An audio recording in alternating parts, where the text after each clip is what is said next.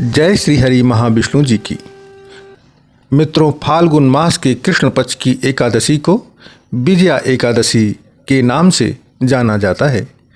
पद्म पुराण के अनुसार भगवान श्री कृष्ण जी ने ज्येष्ठ पांडुपुत्र युधिष्ठिर को बताया है कि इस एकादशी को विजया एकादशी कहते हैं। अपने नाम के अनुसार यह बहुत ही कल्याणकारी और विजयश्री दिलाने वाली एकादशी है। इस एकादशी की महत्व को संसार तक पहुंचाने के लिए स्वयं भगवान श्री राम जी ने भी इस एकादशी का व्रत एवं पूजन किया था, जिसके बाद से विजय और मोक्ष के लिए संसारी लोग इस एकादशी का व्रत करने लगे। भगवान श्री कृष्ण जी ने कहा कि हे राजन, लंका विजय के लिए जब भगवान राम सागर तट पर वानर सेना के साथ पहुँचे तब उनके सामने सबसे बड़ी चिंता यह थी कि वह सेना सहित सागर को पार कैसे करें। ऐसे में लक्ष्मण जी ने भगवान राम जी को संबोधित करते हुए कहा कि हे प्रभु, आप सबको जानते हुए भी जो यह मानवीय लीला कर रहे हैं, उस कारण से आप इस छोटी समस्या को लेकर चिंतित हैं। आपकी चिंता को दूर करने के लिए मैं आपसे निवेदन करता हूं कि आप यहाँ पास में ही निवास करने वाले ऋषि बकदालभ्य से मिलें। केवल ऋषि बकदालभ्य ही हैं जो हमें इस समस्या का समाधान बता सकते हैं। लक्ष्मण जी के अनुनयपूर्ण वचनों को सुनकर भगवान राम जी बकदालभ्य ऋषि के पास गए। भगवान श्री राम जी ने सर्वप्रथम ऋषि के चरण कमलों को सादर प्रणाम किया और ऋषि को अपनी सारी परेशानी बताई।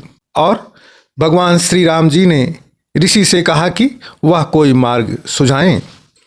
ऋषि ने बताया कि आप फाल्गुन मास की कृष्ण पक्ष की एकादशी को सेना सहित भगवान नारायण की पूजा करें।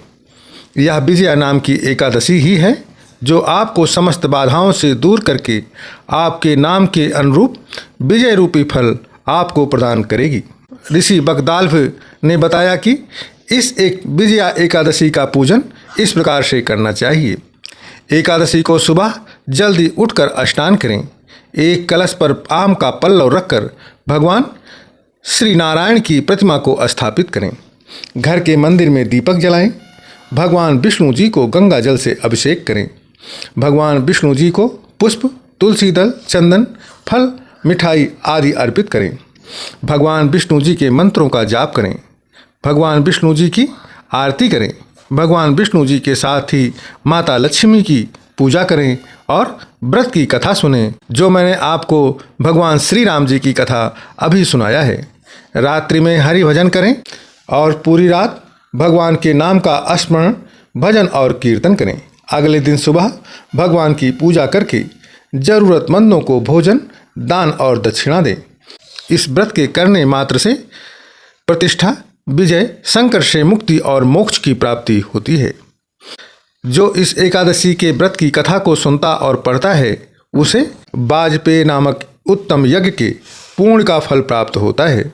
इस वर्ष विजया एकादशी फाल्गुन माह में 23 फरवरी की दोपहर 1:55 पर शुरू हो रहा है। इस तिथि का समापन 24 फरवरी की दोपहर 1:44 पर होगा। ऐसे में उदया तिथि को ध्यान में रखते हुए 24 फरवरी के दिन विजया एकादशी का व्रत रखा जाएगा। विजया एकादशी के दिन इस मंत्र का जाप अवश्य करना चाहिए। ओम विष्णुवे नमः। श्री कृष्ण गोविंद हरे मुरारे, हे नाथ नारायण वासुदेवा। ओम नारायणाय विद्महे वासुदेवाय धीमहि तन्नो विष्णु प्रचोदयात्। तो ये थी मित्रों विजया एकादशी कब हमें करना है, किस प्रकार करना है, विजया एकादशी के व्रत की कथा और पारण की विधि। आपका हमारे इस प्रदर्शन के प्रति विचार क्या है, कृपया कमेंट के माध्यम से अवश्य ही प्रेषित कीजिएगा। धन्यवाद। प्रेम से बोलिए जय श्री हरि महाविष्णु जी की।